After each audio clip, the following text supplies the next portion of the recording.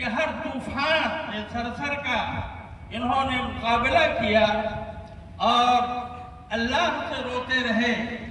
صرف اللہ سے روتے رہے۔ ان کے ساتھ تمام محکمے کے لوگ، چاہے وہ CBI کے لوگ ہوں، چاہے وہ محکمہ تحفظ کے لوگ ہوں، چاہے وہ اسمبلی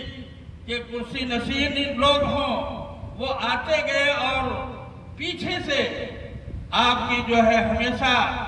وہ دادرسی کرتے رہے، رہنمائی کرتے رہے، مدد دیتے رہے، اور جس کا نتیجہ یہ ہوا کہ آج یہ مدرسہ نور الاسلام آپ کے سامنے موجود ہے اور اتنے منور چہرے دکھ رہے ہیں۔ میرے بھائیوں، بلا شبہ جامعہ ازہر نے علمی اعتبار سے اور تصنیفی اعتبار سے دنیا میں بہت ہی بڑا کارنامہ انجام دیا، لیکن مغرب سے ایسا متاثر ہوا کہ جامعہ ازہر جو اسلامی تشخصات ہیں، اسلامی وضاحت ہے، اسلامی فہم و فراست ہے، ایمان کی جو آبیاری کرنے کی خفیہ اسپرٹ اور طاقت ہے، یہ قیادت نہیں کر سکا، جس کے نتیجے میں مصر کو علم کی دنیا میں تو تسلیم کرتے ہیں علمی لحاظ سے، لیکن دین کی نمائندگی اور دین کی رہنمائی میں مصر کو تسلیم نہیں کیا جاتا ہے، نہ کیا گیا اور نہ اس وقت کیا جا رہا ہے۔ بلا شبہ علم کے آفتاب و ماہتاب ڈاکٹر احمد امین، محمود عباس عقاد، طٰہٰ حسین، محمد غزالی اور عبدالرحمن کواکبی اور نہ جانے کیسے کیسے لکھا، یہ بالکل قلم کے بادشاہ بیٹھا آدھے گھنٹے میں پوری تصنیف تیار ہو گئی۔ محمد غزالی کے بارے میں تو لکھا ہے کہ وہ کتب خانے میں صبح جاتے تھے اور جب رات کو 10 بجے لوٹتے تو ایک تصنیف لے کر کے لوٹتے تھے، لیکن فکری دینی قیادت وہ اس معاملے میں جامعہ ازہر کا نام نہیں لیا جاتا ہے، لیکن ہمارے دارالعلوم ندوۃ العلماء نے جس کا خاص منہج ہے کہ اعتدال اپنے طور طریق میں، دینی امور میں، حضرت شاہ ولی اللہ دہلوی رحمۃ اللہ علیہ کا منہج اعتدال اور اپنے عقیدے میں صلابت و مضبوطی میں علامہ امام تیمیہ رحمۃ اللہ علیہ کی فکر کو دارالعلوم ندوۃ العلماء نے اختیار کیا اور اسی منہج پر اپنے افراد کو تیار کیا، جس کے نتیجے میں بر صغیر ہند و پاک، بنگلہ دیش، پاکستان، افغانستان اور بہت حد تک بلاد عرب میں ندوی فضلاء اور فکر نے اسلامی نمائندگی کی ہے اور کر رہے ہیں، اور بڑی قدر کی نگاہ سے دیکھا جا رہا ہے۔ ابھی پرسوں حضرت مولانا اسد اللہ صاحب ہمارے مدرسے میں بیٹھے ہوئے تھے تو ایک بات کہی کہ یہ جو ایک وبا کی شکل میں بات پھیل رہی ہے کہ تعلیم کو اقتصاد سے جوڑا جائے،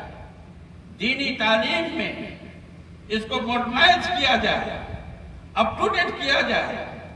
تو میرے بھائیوں ایک بات مجھے شاید میں اس لائق نہیں ہوں کہہ سکوں، لیکن بہرحال ایک کلمہ گو ہونے کے ناطے یہ بات کہنے پہ مجبور ہوں کہ اللہ پاک جب خود کہہ رہا ہے وَمَا مِن دَابَّةٍ فِي الْأَرْضِ إِلَّا عَلَى اللَّهِ رِزْقُهَا، یہ رزق رسانی کا ذمہ دار میں ہوں، موت و حیات کا مالک میں ہوں، کیا کسی کے گریجویٹ ہو جانے سے، انجینئر ہو جانے سے اور ان کے فلسفی ہو جانے سے وہ روزی کھا لے گا؟ ایسا ممکن نہیں ہے۔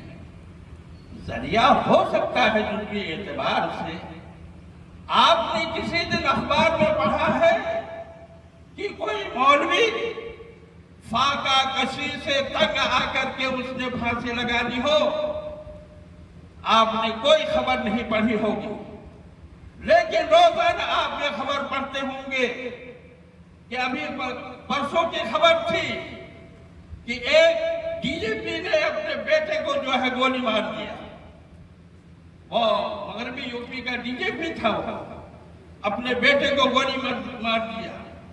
یہ الگ بات ہے کہ تفسوئے قسمت، وہ ڈی جے پی مسلمان، بیٹا مسلمان، لیکن گولی مار دیا۔ ابھی بنارس ہندو یونیورسٹی کا ریٹائرڈ پروفیسر جو 2.5 ارب روپے کا مالک، 50 کتابوں کا وہ رائٹر، اور اس نے پورے 13 سال وردھاشرم بنارس میں اپنی زندگی بتا کر کے دم توڑی۔ نہ اس کا بیٹا تدفین میں آیا اور نہ بیٹی تدفین میں آئی، لیکن یہ فرقہ پوش مولوی سوکھی روٹی صبح کو کھا لیے، شام کو کھا لیے۔ کیا میرا وزن کسی سے کم ہے؟ بھائی وہی دو ہی روٹی کھاتا۔ مولانا خالد غازی پوری صاحب کے ساتھ اللہ تعالیٰ ایک مرتبہ عمرے میں جانے کا موقع دیا تو کچھ لوگ بڑے باتیں کرتے ہیں، امہات المدارس، امہات المدارس، امہات المدارس۔ مولانا خالد صاحب کو جلال آ گیا اور فرمایا کہ ہماری داڑھی ناپیے، میرا کرتا ناپیے، میرا پاجامہ ناپیے، میرا وزن ناپیے۔ تمہارے امہات المدارس سے اگر ایک بال منہ مبارک کے ایک بال کے برابر کم ہو جاؤں تو آج سے میں ندوی لکھنا بند کر دوں گا۔ بیٹھو بخاری لے کر کے، تم بیٹھو اور میں بیٹھتا ہوں۔ میرے بھائیوں، ندوے نے احساس کمتری کی تعلیم نہیں دی۔ ندوہ نے سب سے پہلے یہ کہا کہ اے میرے فرزندو، جس نے تم کو پیدا کیا ہے اس پر بھروسہ کرنا سیکھو۔ اس کے بعد اپنے بڑوں کے نقش قدم پر چلنے کی عادت بناؤ۔ انشاءاللہ جہاں بھی جاؤ گے، ملک ملک ماس، ملک خدا ماس کا نعرہ بلند کرتے ہوئے جاؤ گے۔ سر پہ بٹھائے جاؤ گے، آنکھوں پہ بٹھائے جاؤ گے، سجائے جاؤ گے، لیکن شرط ہے یہ جو دل ہے، اس دل کو اپنے پیدا کرنے والے کے خوف سے معمور کر لو، اور اپنا وتیرہ جو اورینٹیل کلچر ہے، مشرقی تہذیب ہے،